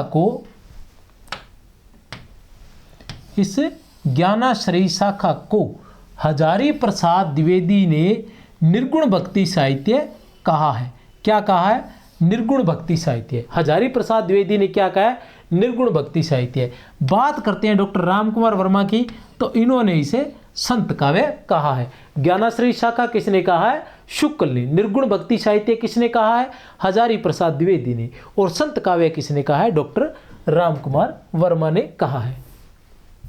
संत काव्य की प्रमुख प्रवृत्तियां बहुत ही महत्वपूर्ण है। अच्छे से अगर ध्यान लगाकर प्रत्येक शब्द को पढ़ना जरूरी है, प्रत्येक शब्द को दिमाग में बिठाना जरूरी है। इससे क्या है, आपके सामने निर्गुण काव्य का संत काव्य का एक पूरा खाका तैयार हो जाएगा। तो उससे क्या है कि उससे संबंधित जो प्रवृत्तियां होती हैं, जो विशेषताएं होती हैं, वो ऐसी मतलब कह सकते हैं, एक ट्रिक कह सकते हैं आपके लिए हो सकती है कि जिससे ऐसे प्रश्नों को भी आप हल कर सकते हैं। किसी के बारे में कोई सोच रखने से हमारे अंदर एक विशेष जो है शक्ति का विकास हो जाता है कि हम उसके बारे में कुछ भी निर्णय बिना सोचे समझे उसके बारे में निर्णय ले सकते हैं। सोचे समझे से तात्पर्य यह है कि जिसको हमने कभी सुना नहीं हो, जिसके बारे में हमें कोई जानकारी न हो, लेकिन हमने उसके बारे में अगर कोई अवधारणा पैदा कर ली है तो फिर हम उसके बारे में कुछ न कुछ बता सकते हैं। कहने से तात्पर्य यह है कि हम किसी के बारे में जानते हैं कि कोई चोरी करता है, शराब पीता है, ठीक है ना, इस तरह के काम करता है, तो अगर डकैती का नाम भी आएगा तो कहीं ना कहीं हमें लगेगा कि वो हो सकता है, डकैती तो वो करता है। अब एक है जो मंदिर में जाता है, मस्जिद जाता है, गुरुद्वारा जाता है, संत जो समागम होते हैं वहाँ जाता है, पूजा पाठ करता है। अब जैसे ही कहीं पूजा पाठ की बात आएगी, कोई मंदिर में जाने की बात आएगी, पूछा जाएगा कि मंदिर में कौन जाता था, तो हमें लगेगा भी वो जाता था। या उससे संबंधित कोई भी अच्छी बात है कि किसी व्यक्ति ने किसी सज्जन पुरुष की सहायता की थी, तो हमें लगेगा कि वही कर सकता है। हमने पढ़ा नहीं ऐसा, लेकिन हमें पता चलेगा कि वही सहायता कर सकता है, क्योंकि ऐसा इंसान वही है, ठीक है ना। अगर हमें पता चलेगा कि मारपीट की कोई बात आई है तो हमें लगेगा कि नहीं, वो तो संत है, वो नहीं कर सकता, उसने किया होगा। तो किसी के बारे में कहने से तात्पर्य है कि अगर हम प्रवृत्तियों को पढ़ लेते हैं और किसी के बारे में, प्रवृत्तियों के बारे में कोई ऐसी बात आ जाती है जिसके बारे में हम जानते नहीं है, तो भी हम उन प्रवृत्तियों के आधार पर उसका उत्तर दे सकते हैं कि ऐसा ही हो सकता है, क्योंकि ऐसा तो इसमें नहीं हुआ था। निर्गुण की उपासना सबसे पहली है, निर्गुण की उपासना। पहली प्रवृत्ति क्या है? निर्गुण की उपासना। संत कवि ईश्वर के निर्गुण स्वरूप के उपासक थे। उनका ईश्वर रंग, रूप, आकार प्रकार से रहित है। वह संसार के कण कण में समाया हुआ है। वह निर्गुण राम घट घट में व्याप्त है, उसे बाहर नहीं ढूंढा जा सकता। वह निर्गुण राम जो है घट घट में व्याप्त है, उसे बाहर नहीं ढूंढा जा सकता। मेरा साहिब एक है, ठीक है ना, मेरा साहिब एक है, दूजा कहा न जाए। जो साहिब दूजा कहूँ तो साहिब खरा रिसाए। मेरा साहिब एक है, दूजा कहा न जाए। जो साहिब दूजा कहूँ तो साहिब खरा रिसाए। तो ये है कि मेरा साहिब एक है, अर्थात ये ईश्वर को एक ही मानते थे, ईश्वर को एक मानते थे और कहते थे कि वो कण कण में व्याप्त है। क्या है? वो कण कण में व्याप्त है, वो प्रत्येक व्यक्ति के अंदर ही व्याप्त है, ठीक है ना। वो क्या है? प्रत्येक व्यक्ति के अंदर ही व्याप्त है, उसे बाहर ढूंढने की आवश्यकता नहीं है। तो इस तरह से ये था निर्गुण काव्य। निर्गुण की उपासना ये करते थे, जिसका कोई गुण नहीं है, जिसका कोई रूप नहीं है, जिसका कोई रंग नहीं है, जिसका कोई आकार नहीं है, जिसका कोई प्रकार नहीं है, जो न एक है न अनेक है। ठीक है ना। तो इस तरह से ऐसे ईश्वर की आराधना करते थे। बहुदेववाद और अवतारवाद का खंडन, इन्होंने बहुदेववाद और अवतारवाद का खंडन किया था कि दशरथ सुत तिहु लोक बखाना, राम नाम का मर्म न जाना। ठीक है ना। दशरथ सुत तिहु लोक बखाना, राम नाम का मर्म न जाना, कि राम नाम के मर्म को नहीं समझ पाए सारे। दशरथ सुत जो राम है उसकी तो सारे उसके बारे में तो सारे बात करते हैं, लेकिन राम नाम का वास्तव में मर्म क्या है वो कोई नहीं समझ पाया है। संतों ने भी उस युग की मांग के अनुसार बहुदेववाद और अवतारवाद का इन्होंने खंडन किया था। ये कहते थे कि किसी प्रकार का कोई अवतार नहीं होता है, ये सब मनगढ़ंत बातें हैं, पाखंड है। माया के प्रति सचेत, ये लोग माया के प्रति सचेत थे। संत कवियों ने माया को सत्य पुरुष मतलब उस परम पिता परमात्मा से उत्पन्न बताया है। सृष्टि की सृजन शक्ति माना है, इस सृष्टि की सृजन शक्ति माना है। उन्होंने माया के दो रूप बताए हैं, एक सत्य माया है और एक मिथ्या माया है। सत्य माया ईश्वर प्राप्ति में सहायक है, जबकि मिथ्या माया बाधक है। सत्य माया जो है वो ईश्वर प्राप्ति में सहायक है और मिथ्या माया जो है वो उसमें बाधक है। गुरु की महत्ता, इन्होंने गुरु की बहुत महत्ता मानी है। जो संत थे उन्होंने गुरु की बड़ी महिमा मानी है। गुरु को ईश्वर से भी अधिक महत्व दिया है, क्योंकि गुरु की कृपा से ही ईश्वर का साक्षात्कार किया जा सकता है। एक बहुत कबीरदास जी का एक दोहा है और बहुत ही प्रसिद्ध है कि गुरु गोविंद दोऊ खड़ेर काके लागू पाए, बलिहारी गुरु आपना जिन गोविंद दियो मिलाए। कि गुरु बलिहारी गुरु है, क्योंकि गुरु के बिना ज्ञान की प्राप्ति नहीं हो सकती है, उस ईश्वर की प्राप्ति भी नहीं हो सकती है। इसलिए संत काव्य में जो गुरु है उसका दर्जा जो है ईश्वर से बढ़कर माना गया है। हठ योग साधना, इन्होंने हठ योग साधना अपनाई थी। हठ योग साधना क्या होती है? हठ योग का तात्पर्य है, हठ का मतलब होता है जिद करना। ठीक है ना। हठ का तात्पर्य होता है जिद करना, कि ये जिद के माध्यम से, और योग होता है जो शारीरिक और मानसिक जो क्रियाएं होती है उनको योग मानते हैं। ठीक है ना। तो उन्होंने शारीरिक और मानसिक क्रियाओं के द्वारा जिद से उस ईश्वर को प्राप्त करने का प्रयास किया था, यही हठ योग था। है का अर्थ है सूर्य और ठय का अर्थ है चंद्रमा। जहाँ सूर्य और चंद्रमा की आराधना होती है, आराधना से तात्पर्य है कि सूर्य और चंद्रमा के माध्यम से, ठीक है ना, ईश्वर को प्राप्त किया जाता है या ईश्वर के दर्शन किए जाते हैं, वो हठ योग कहलाता है। महसूस किया जाता है, कहने का मतलब, क्योंकि ये बातें जो है ना ऐसी ही है। क्योंकि जैसे कबीरदास जी के, अब आप सोचोगे कि सर कुछ बातें करते तो उनमें सगुण की कहीं न कहीं झलक दिखाई दे जाती है, तो आपको बताऊं, आप कबीर को पढ़ेंगे तो कबीर में भी कहीं न कहीं आपको सगुण की झलक दिखाई देगी। क्योंकि जब हम आराधना करते हैं किसी के बारे में तो कहीं न कहीं क्या है कि सगुण रूप हमारे सामने आ जाता है। जैसे कबीरदास जी कहते हैं ना कि दुल्हन गाऊ मंगलाचार, हम घर आए राजा राम बरतार, तन रत करी मैं मन रत करी, पंच तत्व बाराती, रामदेव मोरे पाहुने आए मैं जो बन मतमाती। तो कहने तात्पर्य कहीं न कहीं सगुण रूप उसके सामने साकार रूप कहीं न कहीं आ जाता है। हठ योग का तात्पर्य बलपूर्वक ब्रह्म से साक्षात्कार करने की दृढ़ इच्छा और क्रिया से है। इसमें 84 आसनों का विधान किया गया है। कितने? 84 आसनों का विधान किया गया है। इंद्रिय तदनुकूल, इंद्रिय निग्रह, ठीक है ना। निग्रह का मतलब होता है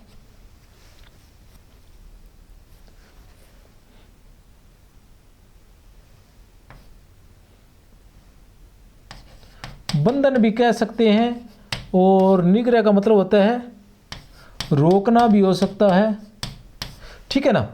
इंद्रिय निग्रह और श्वास क्रिया का उचित संचालन करते हुए मन को एकाग्र कर परमात्मा के दिव्य स्वरूप में लीन होने की क्रिया ही हठ योग है। क्या है? इंद्रिय निग्रह और श्वास क्रिया का उचित संचालन करते हुए, इंद्रिय निग्रह और श्वास क्रिया का उचित संचालन करते हुए मन को एकाग्र कर परमात्मा के दिव्य स्वरूप में लीन होने की क्रिया ही हठ योग है। ऐसा करने से आत्मा समाधिस्थ हो जाती है। हठ योग में है का अर्थ है सूर्य और ठय का अर्थ है चंद्रमा से लिया जाता है। इस प्रकार सूर्य और चंद्रमा की साधना शरीर में व्याप्त ब्रह्म का ज्ञान योग विधि से करना हठ योग है। सूर्य और चंद्र की साधना शरीर में व्याप्त ब्रह्म को ज्ञान योग विधि से प्राप्त करना हठ योग कहलाता है। तो इंद्रिय निग्रह मतलब इंद्रियों को वश में करना, इंद्रियों को कंट्रोल करना, इंद्रियों को नियंत्रित करना। निग्रह नियंत्रित करना कि इंद्रियों को नियंत्रित किया जा सकता है, और इंद्रियों को जो नियंत्रित कर लेते हैं वही संत होते हैं। जाति पांति का विरोध, जाति पांति का विरोध। स्वामी रामानंद की शिष्य परंपरा में कबीर, रैदास आदि संत कवि हुए जो स्वयं निम्न वर्ग और जाति से आए थे। जैसे कबीर जुलाहे थे, रैदास चमार थे। इन्होंने समाज में व्याप्त जाति भेद और वर्ण भेद का विरोध किया। ये मानव धर्म में विश्वास करते थे। संत जो थे वो किस में विश्वास करते थे? मानव धर्म में विश्वास करते थे। हिंदू, मुसलमान तथा सभी जातियों में परस्पर प्रेम स्थापित करना भी इनका उद्देश्य था। ये हिंदू मुस्लिम जो थे उनमें प्रेम स्थापित करना चाहते थे, हिंदू मुस्लिमों में प्रेम स्थापित करना चाहते थे। हिंदू कहे मोहे राम प्यारा, हिंदू कहे मोहे राम प्यारा, तुर्क कहे रहीमाना। ठीक है ना। दोनों लड़ी मुए मर्म न कोई जाना, कि दोनों लड़कर मर गए, लेकिन वास्तव में मर्म, उस ईश्वर का जो मर्म, उस ईश्वर की जो पहचान है उसको कोई नहीं, मतलब कहने से तात्पर्य उस ईश्वर को कोई नहीं पहचान पाया है। तो ये दोनों में एकता स्थापित करना चाहते थे। और ये हिंदू मुस्लिम वाली जो एकता है ये नाथों से प्रारंभ हुई थी, क्योंकि नाथों ने, जो गोरखनाथ थे, उन्होंने क्या किया कि कोई ऐसी साधना पद्धति अपनाने पर बल दिया कि उसमें हिंदू और मुसलमान दोनों लोग आ सके। इसलिए उन्होंने योग को महत्व दिया, क्योंकि योग साधना जो थी वो एक इस प्रकार की साधना थी जिसमें मूर्ति पूजा नहीं होती थी, न ही उसमें मूर्ति पूजा थी, न ही अवतारवाद था, और न ही उसके अंदर हम कह सकते हैं बहुदेववाद था। नहीं उसमें अवतारवाद था, नहीं बहुदेववाद था। और इन तीनों ही बातों का जो है मुसलमान जो थे वो विरोध करते थे। इसलिए ये तीनों बातें निकालकर एक ऐसी साधना पद्धति अपनाई गई जिसमें हिंदू और मुसलमान दोनों ही बड़े प्रेम से उसे धारण कर सके। इसलिए बड़ी संख्या के अंदर जो नाथ संप्रदाय था उसमें बहुत से मुसलमानों ने भी उस नाथ संप्रदाय में वो जो उसकी दीक्षा प्राप्त की थी या उसमें सम्मिलित हुए थे। जाति पाति पूछे नहीं कोई, जाति पाति पूछे नहीं कोई, हरि का भजे सो हरि का हुई। अब हरि यहाँ हम श्री कृष्ण को मान लेंगे या विष्णु भगवान को मान लेंगे, लेकिन नहीं, ये हरि से तात्पर्य उस परम पिता परमात्मा से है। ठीक है ना। जो तू बामन बामनी जाया, आगे वो एक बात और कहते हैं जाति पाति के विरोध के रूप में कि जो तू बामन बामनी जाया, आन बाट वह क्यों नहीं आया। जैसे ब्राह्मणों को श्रेष्ठ समझा जाता है, कबीरदास के काल में ब्राह्मणों को श्रेष्ठ समझा जाता था, तो कबीरदास जी कहते हैं कि ब्राह्मणों श्रेष्ठ कैसे हो सकते हैं? इस संसार में जितने भी मनुष्य हैं वो सभी एक समान हैं, कोई श्रेष्ठ नहीं होता। श्रेष्ठ अगर कोई है तो वो अपने कर्मों से हो सकता है, अपनी जाति से कोई कभी श्रेष्ठ नहीं हो सकता है। इसलिए वो कहते हैं कि जो तू बामन बामनी जाया, आन बाट वह क्यों नहीं आया। अगर वह श्रेष्ठ है तो वो किसी दूसरे रास्ते से क्यों नहीं आया, वो उसी रास्ते से क्यों आया जिस रास्ते से अन्य लोग आ रहे हैं। जब सभी में खून एक जैसा है, सभी लोग एक जैसे हैं, तो फिर कोई श्रेष्ठ या निम्न कैसे हो सकता है। आगे वो फिर कहते हैं कि जो तू तुर्क नहीं जाया, कि मुसलमान से कहते हैं कि अगर तूने मुसलमानी जाया है तो भीतर खतना क्यों नहीं कराया। अगर वो पैदा होते ही मुसलमान था तो फिर उसका खतना भी भीतर ही हो जाना चाहिए था, बाहर आकर उसको मुसलमान बनाया जाता है। तो कहने से तात्पर्य कि ये जो जाति है, ये जो धर्म है, ये जो संप्रदाय है, ये पहले से नहीं होते हैं। हम जब इस दुनिया में आते हैं तो हम सब एक जैसे ही होते हैं। कबीरदास की ये उदाहरण है, या संत जो काव्यधारा रही उसकी ये उदाहरण रही थी कि हम जब इस धरती पर आते हैं तो हम सब एक जैसे होते हैं। उस ईश्वर भी हमारा एक है और उसने हमें सभी को बनाया भी एक ही जैसा है, लेकिन हमने नीचे आकर अपने आप को हिंदू मुस्लिम में या अन्य धर्म संप्रदाय और जाति वर्गों में हमने स्वयं ने बांट लिया है। तो उसका वो हमेशा से ही खंडन करते थे कबीरदास जी, या संत काव्य में उसका खंडन होता था। रूढ़ियों और आडंबरों का विरोध, जितनी भी रूढ़ियां थी उनका और आडंबरों का जमकर विरोध किया गया था। संत काव्य में रूढ़ियों और आडंबरों का विरोध किया गया था। सभी संत कवि रूढ़ियों तथा आडंबरों के विरोधी थे। इन्होंने समाज में प्रचलित अंधविश्वासों के प्रति अपनी उपेक्षा प्रकट की है। इन्होंने हिंदू और मुस्लिम दोनों की ही रूढ़ियों और आडंबरों का खंडन किया है। वो हिंदुओं की रूढ़ियों का खंडन करते हुए, क्योंकि वो मूर्ति पूजा का विरोध करते थे, वो मूर्ति पूजा का विरोध करते थे। वो कहते हैं कि पहाड़ पूजे हरि मिले तो मैं पूजूं पहाड़, पहाड़ पूजे हरि मिले तो मैं पूजूं पहाड़, ताते ये चाकी भली पीस खाए संसार। कि पहाड़ पूजे हरि मिले तो मैं पूजूं पहाड़, ताते ये चाकी भली पीस खाए संसार। के अगर पत्थर पूजने से ही उस ईश्वर की प्राप्ति होती, अगर पत्थर पूजने से ही उस ईश्वर की प्राप्ति होती, तो मैं उस पहाड़ की पूजा करता, बड़े से बड़े पहाड़ की पूजा करता है, इसकी क्यों करता। उसी तरह से वो कहते हैं कि उससे तो ये चक्की ही भली है, जो कम से कम किसी को कुछ देती तो है, मूर्ति किसी को क्या दे सकती है, ऐसा कबीरदास जी कहते हैं। वो आगे कहते हैं कि कांकर पाथर जोड़ के, वो हिंदू और मुसलमान उनको किसी से मोह नहीं था, वो जो रूढ़ियां थी, जो आडंबर थे, जो अंधविश्वास थे, उनका डटकर विरोध करते थे। कबीरदास जी कहते हैं कि कांकर पाथर जोड़कर मस्जिद लई बनाए, कांकर पाथर जोड़कर मस्जिद लई बनाए, ता पर चढ़ बांग दे तो क्या बहरा हुआ खुदाए। वो कहते हैं कि कंकर पत्थर जोड़कर एक मस्जिद बना ली और उस पर जो धर्मगुरु है मुस्लिमों के, वो बैठकर जोर जोर से आवाज़ लगा रहे हैं, तो क्या खुदा जो है वो बहरा हो गया, जो इतनी जोर से आवाज़ लगाने की आवश्यकता पड़ रही है। तो कहने से तात्पर्य इस तरह से उन्होंने जो भी रूढ़ियाँ आडंबर जो है उनका उन्होंने विरोध करने का प्रयास किया था। उनकी नज़रों में ये सारी, वो कहते थे कि दिन में रोजा रखत है, रात हनत है गाय, दिन में रोजा रखत है, रात हनत है गाय, यह तो खून यह बंदगी कैसी खुशी खुदाए। कि साथ साथ में किसी का खून करके किसी को कैसे खुशी मिल सकती है, क्योंकि ईश्वर हमें किसी का खून करने का अधिकार नहीं देता है। तो ऐसी बहुत सारी जो रूढ़ियाँ थी, पूरा कबीर पढ़ेंगे तो बहुत सारे ऐसे कथन मिल जाएंगे। और मैं मानता हूँ वर्तमान में कि आज जो है इस प्रकार का, मतलब उनके लिखे हुए को पढ़ पाना भी बहुत मुश्किल है, ठीक है ना, डर लगता है, उनके लिखे हुए को पढ़ने में भी डर लगता है। तो मतलब क्या थे कबीर, कितना दमखम रहा होगा, पता नहीं क्या लेकर पैदा हुए थे, ठीक है ना। कि उस जमाने में जिस जमाने में ये था कि न कोई केस न कोई सुनवाई, ठीक है ना, फैसला ऑन द स्पॉट। जैसे रजनीकांत कहते हैं ना कि गोली चलाई मतलब निशाना लगाया, मतलब शिकार पक्का, ठीक है ना, निशाना लगाया मतलब शिकार पक्का। तो कहने से तात्पर्य यह है कि कितना मतलब अंदर से ताकतवर रहे होंगे कबीरदास जी, जो उन्होंने उस वक्त ऐसी बातें कह दी। हम लोगों के तो आज भी भैया बैंड बज जाती है, क्या बताएं आप।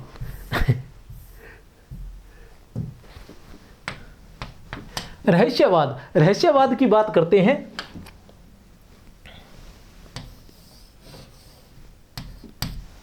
संतों ने भारतीय अद्वैतवाद और सूफी दर्शन के मिश्रण से अपने रहस्यवाद की सृष्टि की थी। कबीर इस रहस्यवाद के प्रवर्तक थे। इसमें आत्मा और परमात्मा, कहने से तात्पर्य कबीर इस रहस्यवाद के प्रवर्तक थे। कौन से रहस्यवाद के? जो संतों ने अपनाया था, जो संतों ने रहस्यवाद अपनाया था उसके प्रवर्तक कबीरदास थे।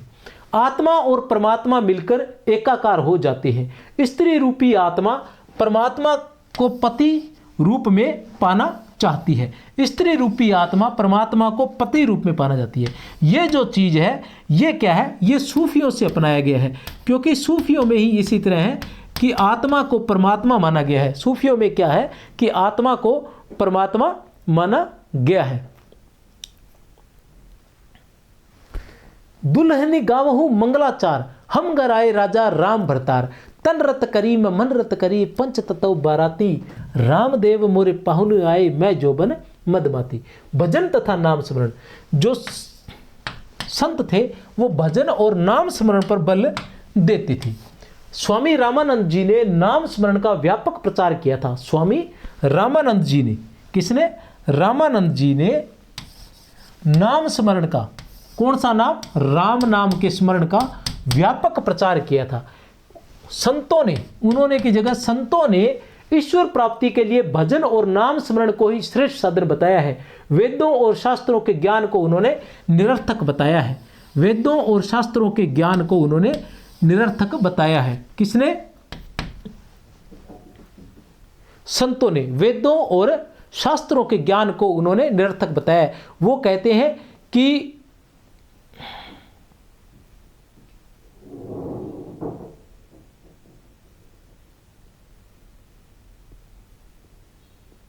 बहुत ही सिंपल सा दुआ है कि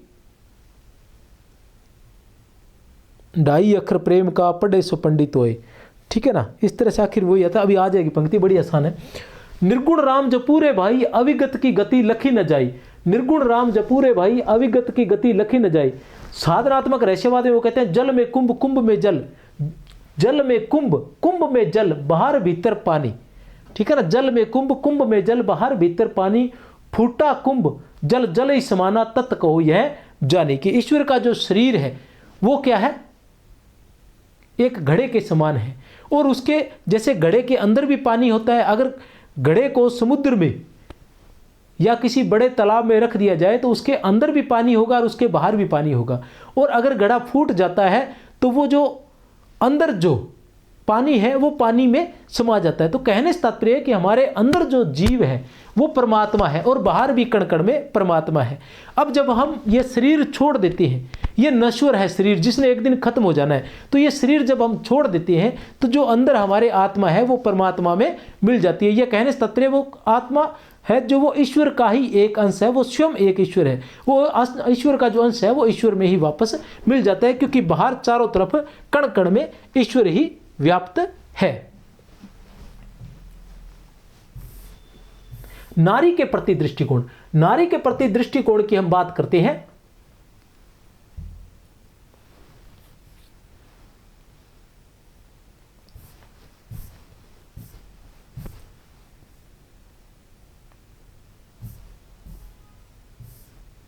नारी के प्रति दृष्टिकोण, नारी के प्रति दृष्टिकोण की हम अगर बात करते हैं तो हमारे सामने आता है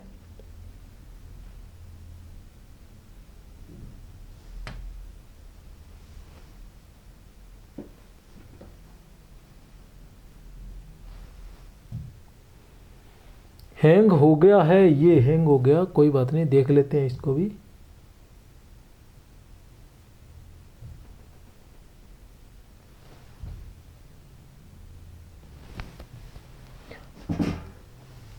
नारी के प्रति दृष्टिकोण, नारी के प्रति दृष्टिकोण की बात करते हैं तो इनका अधिकतर तो इन्होंने नारी का विरोध ही किया है, अधिकतर तो इन्होंने नारी का विरोध किया है। लेकिन क्या है, आप देख सकते हो कि कबीर दास जी तो गृहस्थ थे और संत भी बहुत सारे संत जो थे वो गृहस्थ थे।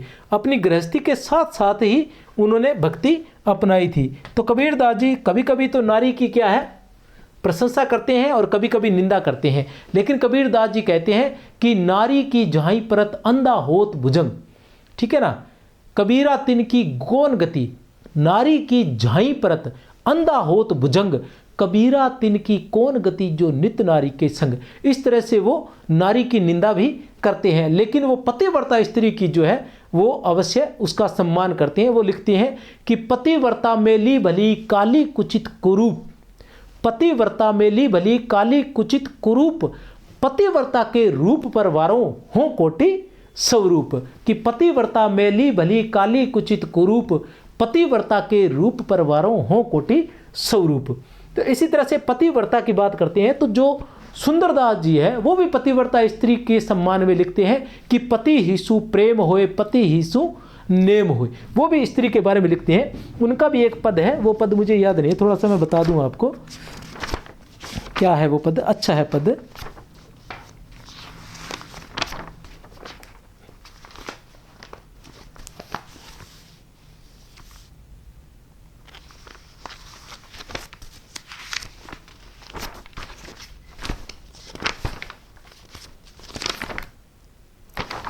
सुंदरदास क्या लिखते हैं, कबीर के समान संत सुंदरदास भी पतिव्रत का पालन करने वाली स्त्रियों का सम्मान करते हैं। वे लिखते हैं पति ही सु प्रेम होए, पति ही सु नेम होए, पति ही सु क्षेम होए, पति ही सु रत है, पति ही जग जोग, पति ही रस भोग, पति ही सु मिटे सोग, पति ही को जत है, पति ही है ज्ञान ध्यान, पति ही है पुण्यदान, पति ही है तीर्थ नहान, पति ही को मत है, पति बिनु पति नहीं, पति बिनु गति नहीं, सुंदर सकल विधि एक पति व्रत है। तो वो पति के बारे में ऐसा कुछ लिखा हुआ है सुंदरदास जी ने, जो एकमात्र पढ़े लिखे संत थे। संतों में सूफी मत का प्रभाव, इन पर सूफी मत का भी प्रभाव था। संतों की वाणी पर सूफी मत का भी पर्याप्त प्रभाव पड़ा है। संतों ने भी प्रेम पंथ का अधिकाधिक गुणगान किया है कि पोथी पढ़ पढ़, हाँ ये आ गया, कि पोथी पढ़ पढ़ जग मुआ पंडित भयानक कोई, पोथी पढ़ी पढ़ी जग मुआ, अर्थात पोथियां पढ़ पढ़ कर ये संसार मर गया, लेकिन पंडित अर्थात विद्वान कोई नहीं बन सका, अर्थात उस परम सत्य को कोई नहीं जान सका। 2.5 अक्षर प्रेम का पढ़े सो पंडित हो। विद्वान, सच्चा विद्वान वही है जो प्रेम का अक्षर पढ़ ले, अर्थात जिसने प्रेम करना सीख लिया इस संसार से, इस सृष्टि से। द्वेष भावना जिसने अपने मन से निकाल लिए वही सच्चा विद्वान है। और जब तक द्वेष भावना का लेस मात्र भी हमारे हृदय में विराजमान है तब तक हम अपने आप को पंडित नहीं कह सकते। बड़ी बड़ी बातें करने वाले पंडितों को अक्सर मैंने देखा है कि हर छोटी सी बात पर क्रोध से भर जाते हैं बुरी तरह से। उन्हें हम पंडित नहीं कह सकते, वो पंडितों का पाखंड है, केवल दिखावा है। अगर कोई भी ज्ञानी पुरुष, कोई भी पंडित पुरुष अगर क्रोध करता है, अगर क्रोधित हो जाता है किसी भी नाम पर, चाहे वो धर्म के नाम पर, जाति के नाम पर, ईश्वर के नाम पर, किसी भी नाम पर अगर क्रोधित हो जाता है तो वो पंडित नहीं है, वो पाखंडी है। क्या है? पाखंडी।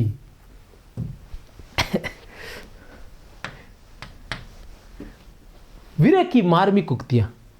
संतों ने ईश्वर के साथ अपना अनन्य अनुराग स्थापित किया है। आत्मा परमात्मा के विरह में अत्यंत व्यथित रहती है। संतों की जो आत्मा है वो परमात्मा के विरह में, उन्होंने संसार से कुछ भी लेना देना नहीं है। संसार से मोह जो है उनका पूरी तरह से छूट गया है। वो सिर्फ अगर उन्हें किसी का वियोग है तो वो उस परमात्मा का है, क्योंकि उनके अंदर एक आत्मा बैठी है, वो वहीं से आई है। वास्तव में उसे ध्यान है कि वो कहां से आई है चलकर। यह शरीर तो नश्वर है, इसमें जो जीवित है वो आत्मा है।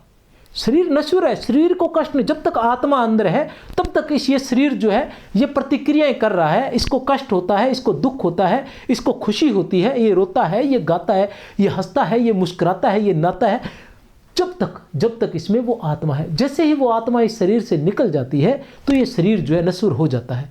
और शरीर जो नश्वर, वो आत्मा जो है वो कहाँ से आई है? वो परमात्मा से आई है। वो वहीं रहती थी, लेकिन परमात्मा ने उसको दुख भोगने के लिए इस संसार पर भेज दिया।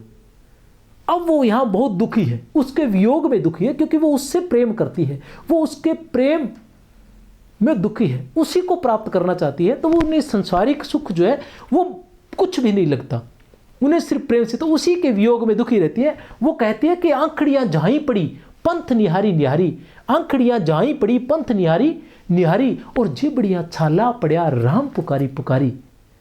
तो राम पुकारते पुकारते, उस परम पिता परमात्मा ईश्वर का नाम पुकारते पुकारे जीभ पर छाले पड़ गए। हे ईश्वर, तुम कब आओगे? इस आत्मा को यहाँ से कब लेकर जाओगे? ये आत्मा उस परमात्मा के वियोग में तड़फ रही है, इस परमात्मा से उसका मिलन कब करवाओगे? यही उनका रहस्यवाद था। समाज सुधार की भावना, संत जो थे उनके अंदर समाज सुधार की भावना थी।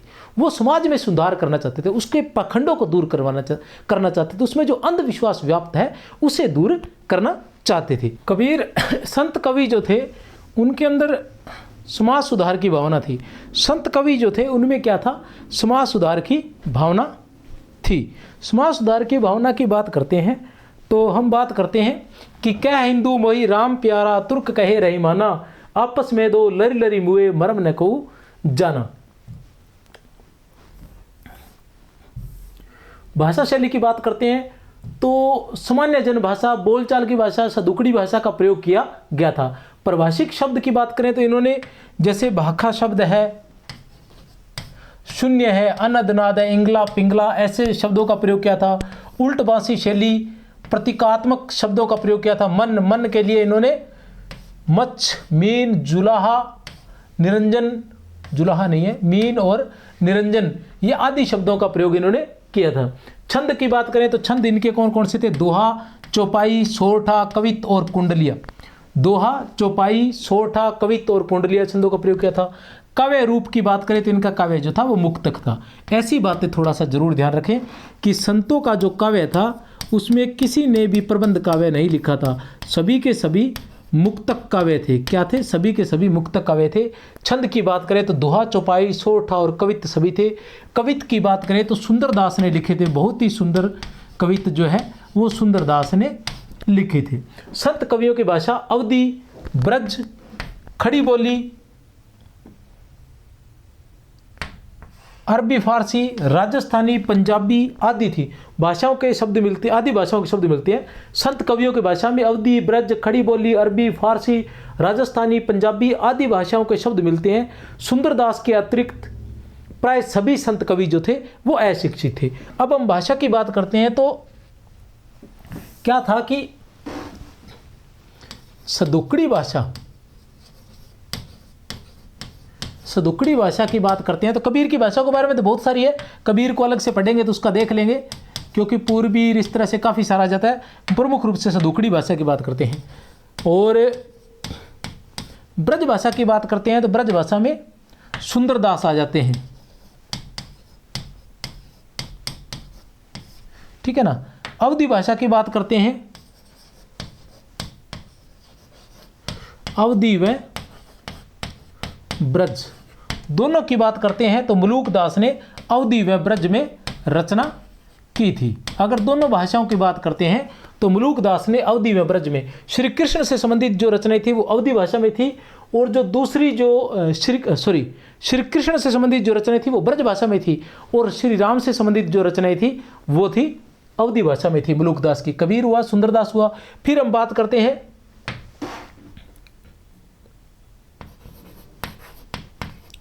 हिंदी,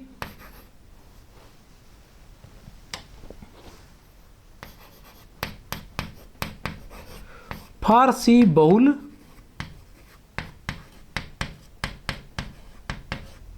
पंजाबी और पंजाबी। इस भाषा की हम बात करते हैं तो हमारे सामने आते हैं नानक। कौन आते हैं? नानक। इस प्रकार से संतों में भी क्या था? सदुकड़ी, ब्रज भाषा का, अवधी भाषा का, ब्रज भाषा का, हिंदी, फारसी, बहुल, पंजाबी, इन भाषाओं का प्रयोग हुआ था। आगे देखते हैं कुछ हुआ तो। निष्कर्ष की बात करें, इस प्रकार संत कवि सामाजिक, राजनीतिक, धार्मिक और साहित्यिक दृष्टि से अत्यंत महत्वपूर्ण थे। इन्होंने सामान्य जनता के लिए धर्म के सहज, स्वाभाविक तथा निश्चित रूप का संकेत दिया था। इन्होंने किसके लिए? सामान्य जनता के लिए। किसके लिए? सामान्य जनता के लिए धर्म के सहज, स्वाभाविक तथा निश्चित रूप का संकेत दिया था। अपनी सहज अनुभूतियों को जनता के सामने सरल भाषा में प्रकट किया था। अपनी सहज अनुभूतियों को जनता के सामने सरल भाषा में इन्होंने प्रकट किया था। आगे इनके बारे में इनका निष्कर्ष जो है वो बहुत ही महत्वपूर्ण है। हजारी प्रसाद द्विवेदी ने क्या लिखा इनका निष्कर्ष?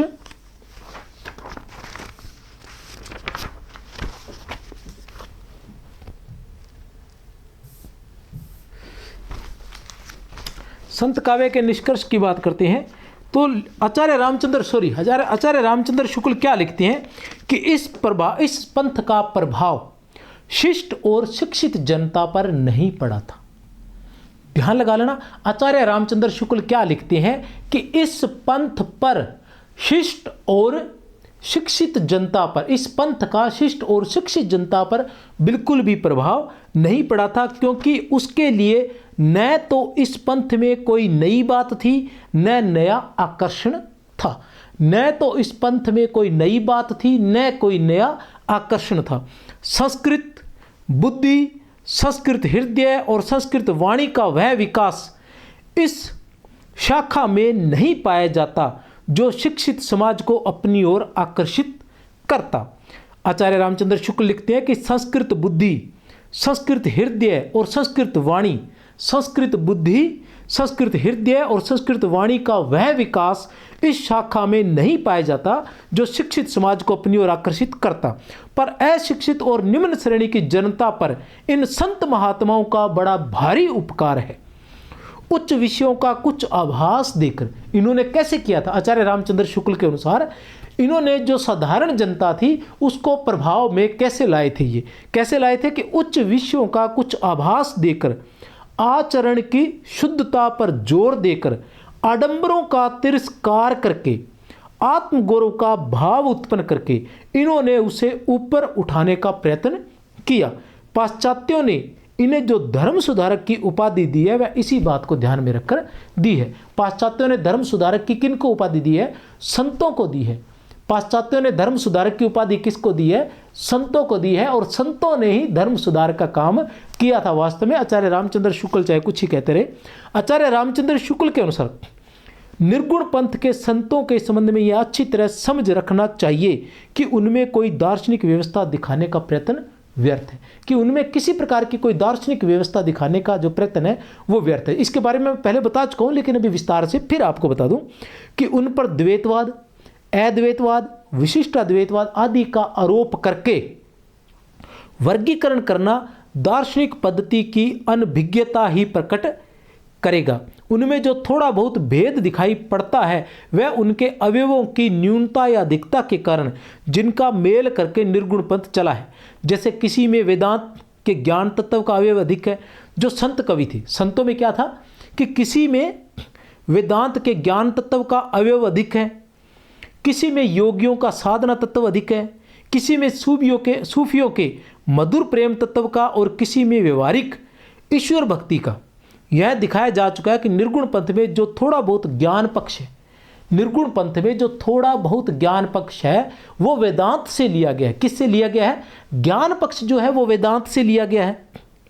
जो प्रेम तत्व है वह किससे लिया गया है? बता चुका हूं आपको, सूफियों से लिया गया है। ज्ञान तत्व जो है वो वेदांत से लिया गया है, प्रेम तत्व जो है वो सूफियों से लिया गया है, न कि वैष्णवों का है। अहिंसा और प्रपत्ति के अतिरिक्त वैष्णवत्व का और कोई अंश उसमें नहीं है। उसके सुरती नृत्य शब्द बौद्ध सिद्धों के हैं। उसके जो सुरती नृत्य जो शब्द है वो बौद्ध सिद्धों के, ये बात भी मैं आपको बता चुका हूँ। बौद्ध धर्म के अष्टांग मार्ग के अंतिम मार्ग है। बौद्ध धर्म के अष्टांग मार्ग के अंतिम मार्ग कौन कौन से है? सम्यक स्मृति, सम्यक समाधि, सम्यक स्मृति। सम्यक स्मृति, सम्यक समाधि, ये दो है, सम्यक स्मृति और सम्यक समाधि। इसमें से सम्यक स्मृति वह दशा है जिसमें क्षण क्षण पर मिटने वाला ज्ञान स्थिर हो जाता है और उसकी श्रृंखला बच जाती है। समाधि साधक शब्द संवेदनों से परे हो जाता है। अतः सुरती नृत्य शब्द योगियों की वानियों से आए हैं, वैष्णवों से उनका कोई संबंध नहीं है। आचार्य शुक्ल यहाँ यही कहना चाहते हैं। इसके अलावा एक बात और थी, वह भी आपको बता दूं। मेहनत कर रहा हूं मैं आपके लिए, आप माने चाहे ना माने। कभी हजारी प्रसाद द्विवेदी पढ़ता हूँ, कभी आचार्य रामचंद्र शुक्ल पढ़ता हूँ, और कभी बच्चन सिंह पढ़ता हूँ, कभी रामस्वरूप चतुर्वेदी पढ़ता हूँ। न जाने क्या क्या पढ़कर फिर यहाँ तक कोशिश करता हूँ कि आपको हर चीज़ किसी तरह से बता दूँ।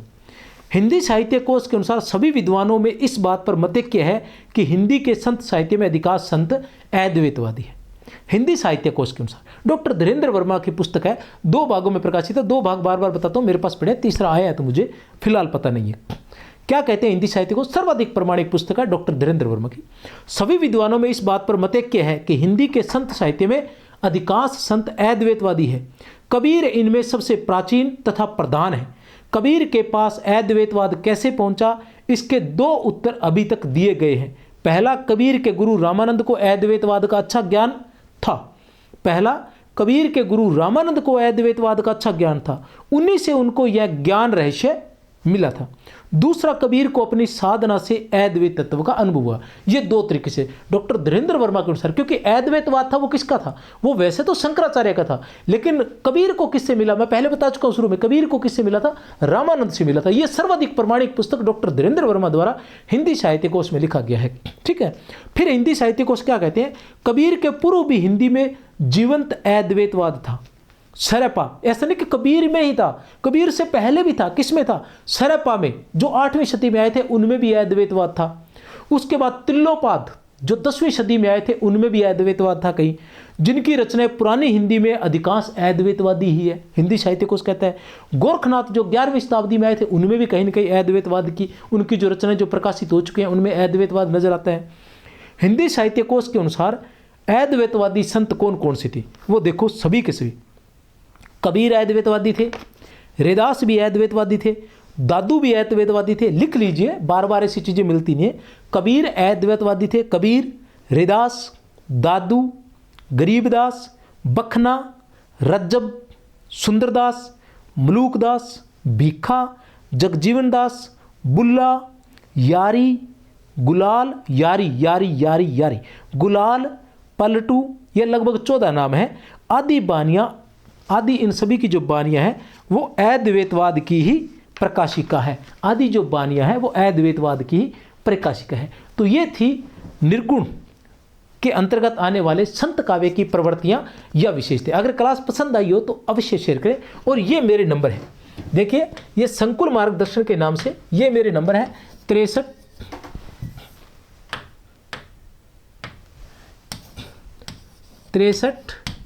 771 24 802 ये व्हाट्सएप नंबर है। यहाँ पर कोई भी समस्या है तो आप व्हाट्सएप कर सकते हैं। संकुल मार्गदर्शन, ये जो नाम देख रहे हो आप SUN केवल, इस नाम से अपना टेलीग्राम चैनल भी है और इसी नाम से अपना जो है ऐप भी है। वहाँ पर आप क्या है ये सभी PDF जो है निःशुल्क प्राप्त कर सकते हो। और वहाँ पर एक फोल्डर है जो फ्री नोट्स के नाम से, क्या नाम से, फ्री नोट्स के नाम से है। वहाँ पर आप सर्च मारेंगे तो वहाँ बहुत सारे हस्तलिखित नोट्स जो है वो आपको वहाँ फ्री उपलब्ध होंगे। तो मेरी तरफ से बहुत बहुत शुभकामनाएं। जय हिंद।